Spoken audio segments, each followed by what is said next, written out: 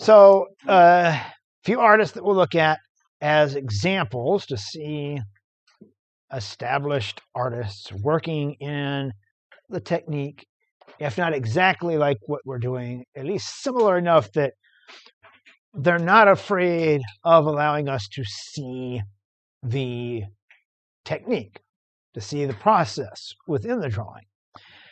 Now, they are all still white dudes.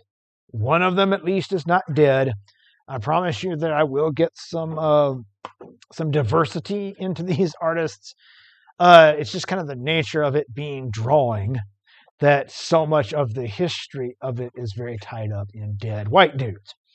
But we'll get into some much more modern people with a little more diversity in some later lectures. But we're going to start with, work. There we go. And hang on, let me fix something on my screen here because I just realized I've got presenter view on my screen, so the recording was going to show that. This is a crazy name. This is Jean-Auguste Dominique Ang. Yeah. It looks like Ingres, but it's Ang.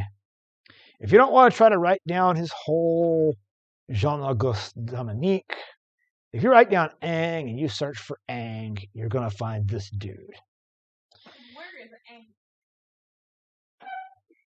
Ang? He's French. It's English. In English, sure, but that is Ang in French. Jean-Auguste Dominique Ang, born in 1780, died in 1867. If you look him up, he is on this weird cusp where he started out as a neoclassicist, but a lot of his work has romantic tendencies as well. But if you look at his paintings, they're meh. I'm not a huge fan of his paintings. His drawings, on the other hand, are where it's at. I love Jean-Auguste Dominique Ang's drawings. He is credited as saying, and I don't doubt this is true because he was a little bit of a pompous asshole, that a true artist should be able to draw a man falling from the roof of a 5-story building before he hits the ground. That was his way of thinking about how quickly one should move through these steps that we've been doing and how much fussing one should do. And when we look at his drawings, when one looks at them immediately, it's the confident line work that immediately pops to the eye. But you can see, because a lot of his drawings he's doing are preparations for paintings, and so there'd be places in them where he would just leave the initial line work the way it was. So you end up seeing these kind of quick marks that he's putting here, right? Boom, boom, boom, boom, boom. And a little bit of what's happening back there on the table. At some point, the entire drawing looked like that kind of thing. Just really quickly feeling out where an object should be, but not worrying about line work. And then, on top of that, he's coming in. In fact, right here, you can see even in the arm, he didn't put a lot of finish on that, but particularly in like the chair back here. But then right on top of that, then he's coming in with his confident line work that knows where it's going, knows where it's coming from. It's directional. And then you see him thinking about his line variation. So he's thinking about things like, well, I want someone to understand that this leg is rounded. So I'm going to put this darker line along the bottom there. But then where the leg goes around behind the other leg, I'm going to strengthen this one instead to push that leg forward and that one back in space. And in fact, if you look at that part of the leg, he didn't even bother with putting any finish on it. So you can see a lot of his gestural marks here, and you can see him. Can I zoom in on this? Let's see. I can. Look at him trying so many times to get that leg in the right place. Where he's just making quick marks. Wow. Okay, that's not right. Let me try again. Here as well. Over and over. You can see here where he put that leg in the wrong place at one point and then got it where it needed to be.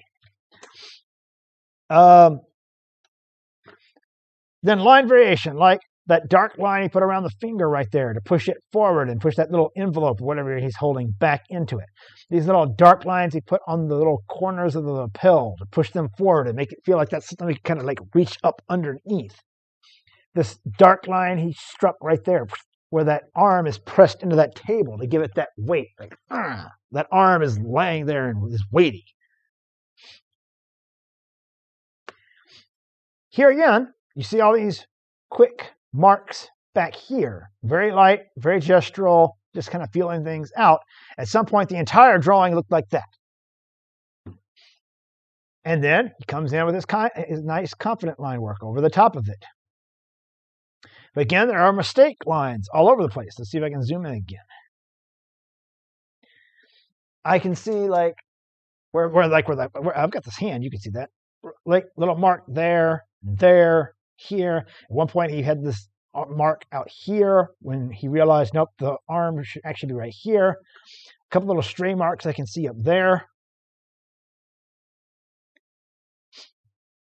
Lots of scratching marks here where he's feeling things out. But again, like you notice, like these very quick marks he's putting down even in the background, just feeling things out. Then, after putting down his confident line work on top of that, right, lines that know where they're going, know where they're coming from, then he's thinking about his line variation. And he's like, that elbow is protruding out into our space. So, nice dark lines right there on that elbow to punch it out. And then they trail and become thinner to give us the indication of it going away from us in space. That arm right there, that darker line on one side of the arm versus the other to give it a sense of being round. Even the trunk of the body has a darker line here than over here to give it a sense of being round. There's the spot where the arm is pressed into the body, and so he gave it a much darker, stronger line right there to give it that sense of weight. And then to give us the feel of this cane sort of protruding outward in space, there's a darker line on one side of it versus the other. Darker line along the hand to press it into the body there. Even a little extra oomph that he gave right there to those knuckles, because they're kind of pushing into the side there. Then, Edgar Degas, he is somebody that we look to often when we're talking about drawing. If you end up taking Drawing 2, you'll look at Edgar Degas in Drawing 2. If you take the figure drawing class, we look at Edgar Degas in the figure drawing class. His paintings, again, are great, but for our purposes, look at his drawings. Edgar Degas, you can see, is a little younger than Ingres, but they overlapped. Ingres, by the time Degas comes along, is this old man who's still making work, and Degas thinks he's awesome and wants to learn from him, and so a lot of his drawings are working in a similar technique to Ingres.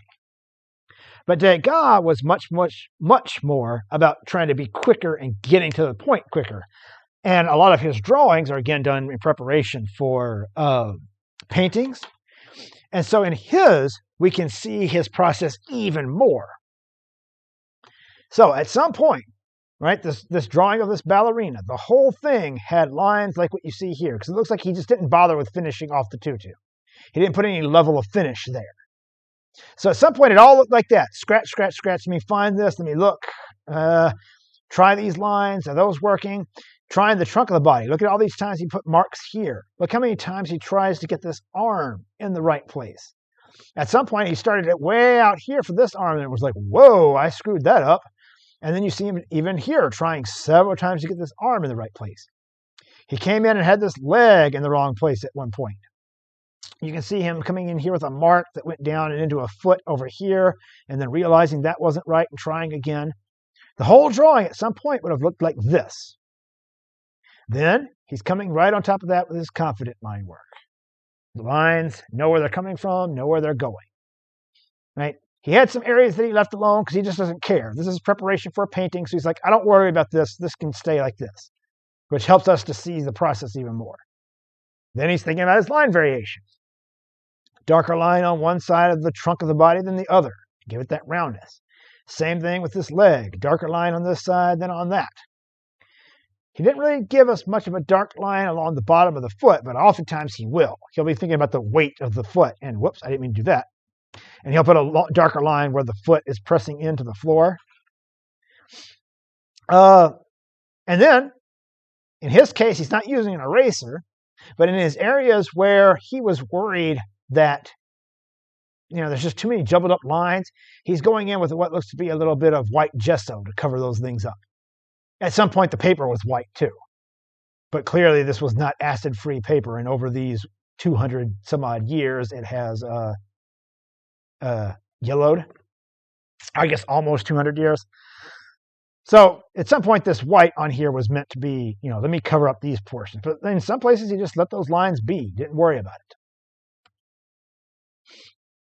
Same thing here. Look at how he screwed this up. He started up here and was like, damn it, I can't even fit her head in up here. So then he starts over again. He's making all these marks, and at some point, again, the entire drawing had sort of this feeling to it. Look at him trying several times to get this leg at the right place. I don't even know what he's doing over here.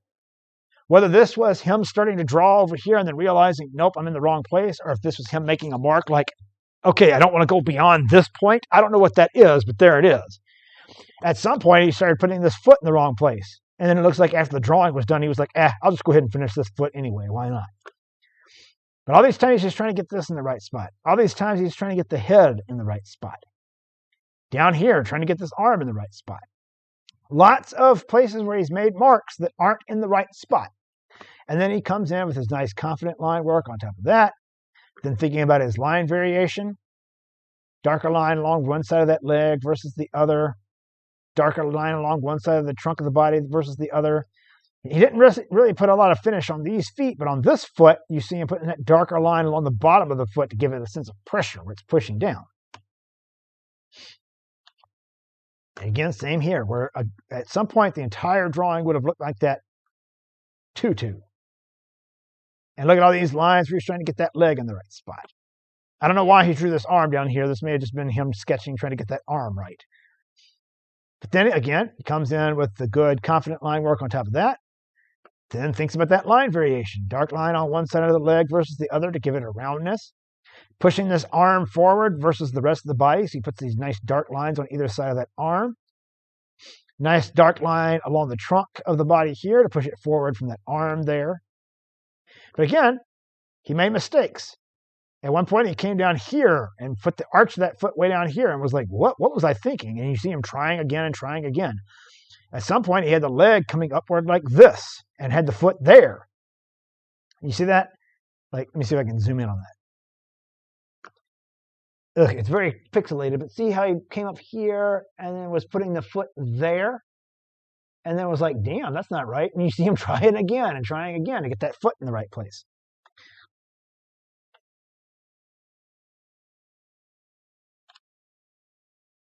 Degas a good one to look at for this technique. And again, when it comes to the line variation, he's thinking about things like even the littlest detail, like that little extra oomph that he put right at the toe of that foot to give it a sense of it pressing into the leg right there. That little bit of darkness he puts on the heel and right into that area, just to give it a little bit more oomph to feel like that foot is pressing down.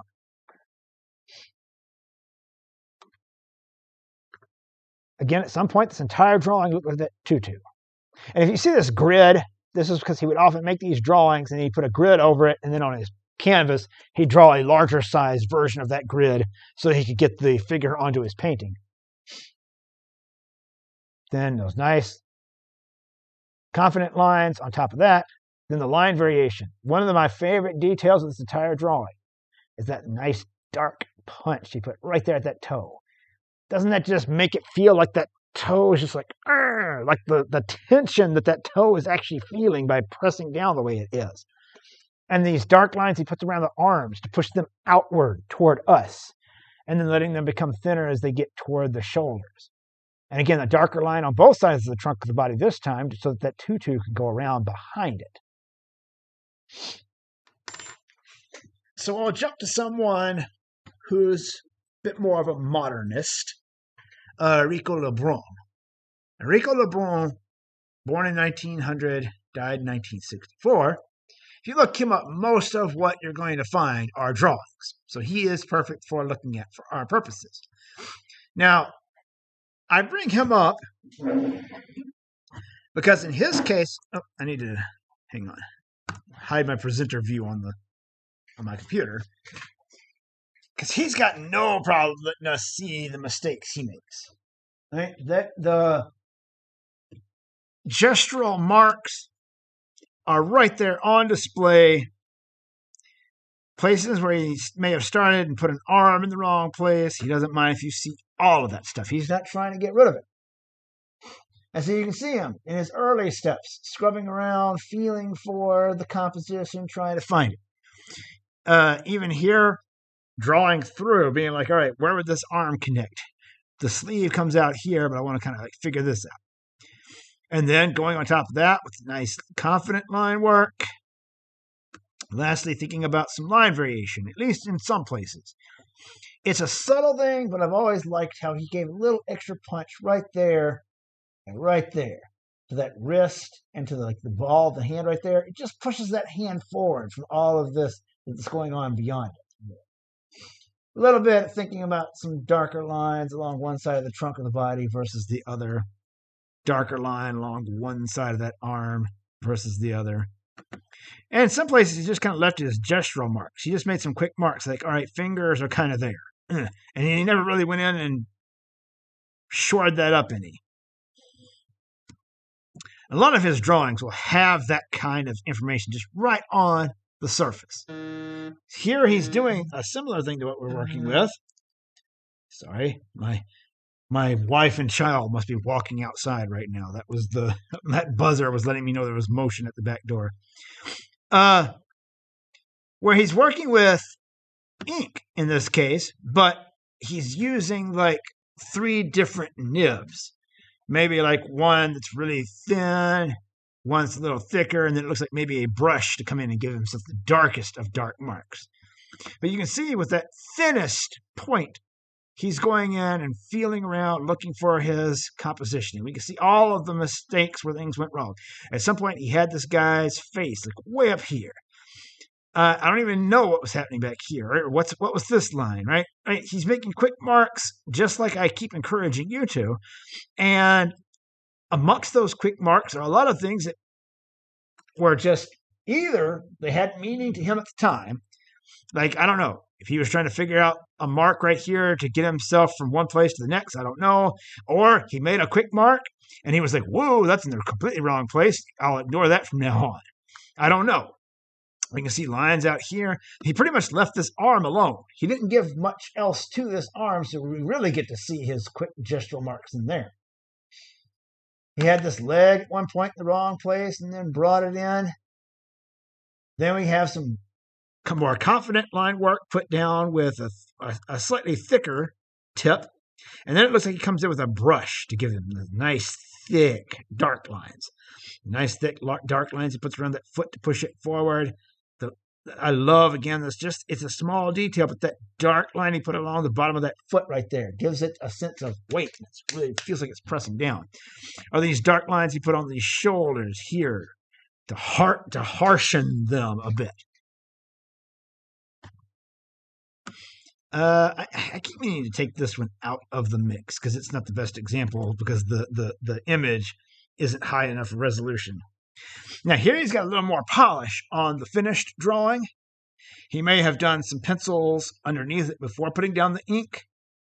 So mainly I come to this one as an indicator of the beauty that can be having a huge variety of different types of line within a drawing, right?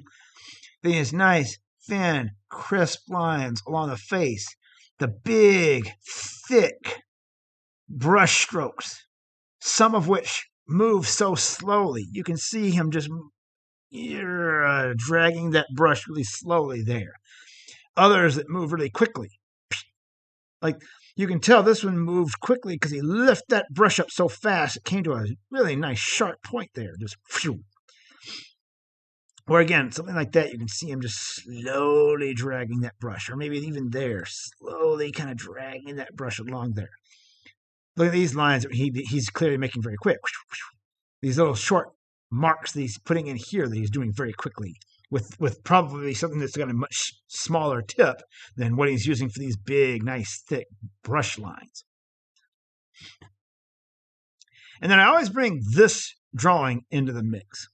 You guys, fortunately, don't seem like you're trying to hold on too tightly to having a huge amount of control in that first step. But oftentimes, at this point in the process of learning this technique, there'll be a few students who just still feel like they've got to be perfect in that first step. And so I like pointing out that this drawing right here, done by Rico Lebrun, is of Vincent Price. This is Vincent Price. If you're not familiar with who he is, he was a huge movie star in mostly horror movies in the 50s, 60s. That was like his heyday. When Michael Jackson did the Thriller video, that old man at the beginning of it that speaks and at the end of it, that's Vincent Price. He was just, like 20, 30 years older by that point. So at this point, he's at the height of his stardom, and he commissioned this portrait.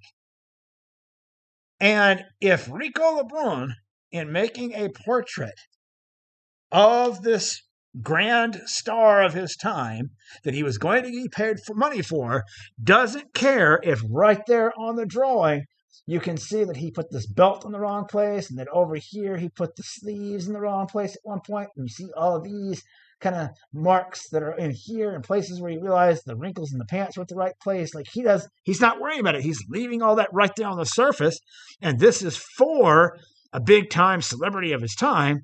Then there's no reason why you should feel like the marks you put down from the get-go should all be in exactly the right place.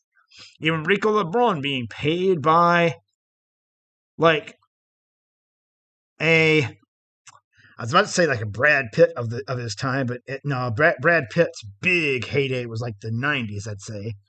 But like, yeah, if like when Brad Pitt was in the 90s or the early 2000s, if he had been paying for a portrait, that's kind of what drawing one for Vincent Price would have been like at the time. And he doesn't care, right? He's the process can show.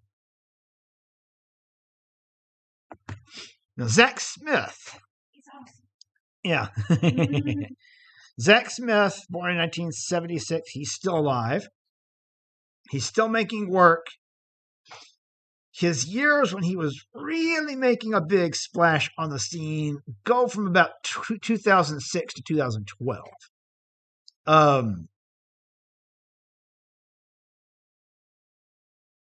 I hope he can get himself like on that same level again. It'd be nice to see. The reason I say this, like in 2006, it was either 2006 or 2007, he was given a show at the Whitney Biennial, which, if you don't understand the significance there, the Whitney Biennial, most artists don't get into, if it ever. Those who do are usually well established into their career and into their like 50s. And he was like a 20-something-year-old dude getting into the Whitney Biennial. And he was seen as sort of this big, huge, upstart, hotshot star to keep an eye on. And that shine has faded a little bit since 2012. Not that the work has. I still enjoy the work. But he's not talked about in the same way anymore. I hope he can find his way back to that. But anyway, his drawing, it doesn't matter if you look at his drawings or his paintings. His paintings are essentially drawings as well. So if you look up his stuff, whatever you find will be perfectly fine for what we do in this class.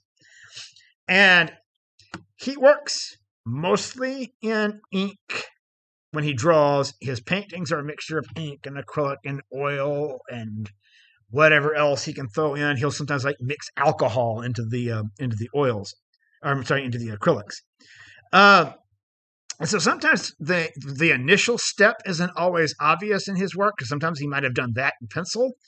But in this one, you can see some. You can see where he was working with his really thin lines, and some of the underdrawing shows through.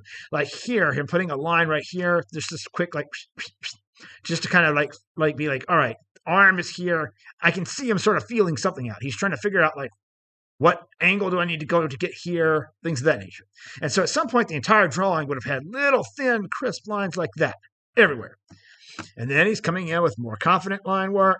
There's a little bit of, there's some. I didn't even see that. There you can see him scrubbing around, right? That's early step kind of stuff right there. So he's just trying to find that line. You can see a little, or he made a quick mark like that, and then parts of it didn't really, I don't know if this was like, I made the arm too long, if this was just, I need the angle. Now, okay, all right, there's where the hand should be. But you can see, right over there too, you can see some of these marks from the loose gestural stage early on. Then the nice confident line work on top of that, and then his line variation. Now, Zach Smith is all about line variation. Thin and crisp, really thick and dark. Some lines drawn extremely slowly. Some lines, like these little hatching marks here, are drawn extremely fast. But again, when it comes to the body, he's thinking about things like some darker lines around this arm, elbow to kind of push it forward in space, a darker line across the top of that hand to push it forward from the body, darker line along right here along the torso of the body to push it forward from the lines immediately behind it. The kind of dark line he's put right there along the buttocks to sort of push it down and give it weight. Same as with this leg, where there's a darker line on this side and this side to give it roundness. He's thinking about all those same kind of things that you are. He's even thinking about a little bit of one-point perspective with that floor. And here's just a sketchbook page, and you can really see the process. Look at how many times he's scrubbing around trying to get this person in the right place. Or over here, right? These marks that he's putting down, just feeling out. And then again, putting down the more confident line work. Next, coming in with line variation. Line variation is Zach Smith jam. Like, his lines are gorgeous. And if you look at this, like, if every single line was exactly the same, it might not be as interesting to look at. But because some of them are so thin and crisp, they're barely even there. And others are so thick, right, that you get the feeling of whatever he made that mark with, right? Of him like hard pressure and dragging something down. Other places where you can see the quickness. All these lines clearly being that gestural early stage, right? Scrubbing around all over the place. Like, what even is this? I see a person here maybe with a hood on, but all these marks in here just seem to be him being like, where is that hood? Where is it? Okay, all right, I think I've got it. And then move on to the next thing. And then, again, the various layers as he puts more and more finish. But there's still those random lines from the early steps, right? Where he's not worried about hiding those things. He's not trying to cover it up. There's a process to the drawing. And I grabbed this so you can see that even his paintings are essentially drawings. He has this sort of combination of within the same painting, having areas that look very photorealistic and areas that look like they're meant to be a drawing and things like that. And so, and again, you think about even in something that's meant to be a painting, he's still thinking about line variation. Like that much darker line along one side of that arm versus the other, to give it that sense of roundness. Here, he didn't even put a line there to make so that it is so thin and crisp, because it's literally not there, that it really contrasts nicely with the darkness over here to give the sense of the body being round. He even is a good one to look at it for some planar analysis. The planes and the ways that he's broken up the neck there, lips, the nose, right? All these different like planes that he's put into place. Honestly, if I go back here, there's planar development going on here as well, where you can see him sort of dividing the back of this person into a series of planes, and then the lines that he draws in here, giving us a sense of the direction that the plane turns, things like that. Yeah, his stuff, like this stuff right here, dude, if his way of working interests you, he works on big sheets of plastic coated paper, or at least he was when he was doing this kind of stuff. So the the paint and ink that he puts down can never really soak into anything, which is why you get cool stuff like what's happening here, where the paint sort of swirls around and stuff. So you'll put that kind of stuff down and then just leave it, let it sit for days so it can dry on top of that plastic paper. Okay, yep, that's it. I thought I might have another one. You didn't show us the best one. Well, The one with the pizzas. yes. I don't remember what it's called, but I literally I studied it my last semester, and I had a whole comment about how. Well, I don't know. If you find it, do a master study. So yeah, Rico LeBron, Zach Smith. Zach Smith is our only non-dead person. He is still a white dude. The next the next artist presentation that I give you guys is going to be a presentation of non-dead, non-white, and or non-dudes. Every single one of them is either going to be not dead, not white, or not a dude, or a combination of those three. All right.